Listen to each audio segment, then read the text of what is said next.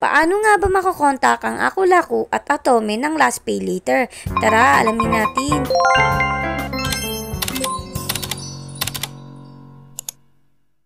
Isa rin ba kayo sa nakakaranas ng problema dito sa Last Pay Later? Ito katulad na lang ng payment unsuccessful, or di kaya hindi magamit si Last Pay Later kasi temporary unavailable daw, or di naman kaya frozen or gray out. So ano nga ba ang dapat gawin kapag nakaka-experience kayo ng ganito? Unang-una ay kontakin nyo ang customer service ng Lazada. Kung hindi nyo pa alam kung paano sila makakontak, ay may video ako, ilalagay ko na lang yung link sa comment section. Next naman ay alamin ninyo kung ano ang loan provider ninyo. So ang Last Pay Later ay mayroong dalawang loan provider, isang Aku-Laku at isang Atome. So paano nyo malalaman kung ano ang loan provider ninyo? Punta kayo sa Last Pay Later at pinutin nyo itong upper part, yan yung settings. Pagka-click nyo yan is makikita nyo na agad kung ano yung loan provider ninyo. So kung makikita nyo yung akin is Aku-Laku. Kung kayo ay Aku-Laku katulad ko, ito yung hotline number nila. Pero tandaan nyo na Mondays to Saturdays lang sila available, 8 AM to 10 PM. So sa email naman is meron silang dalawang email address, yung help@akulaku.support at itong cs.ph@akulaku.com.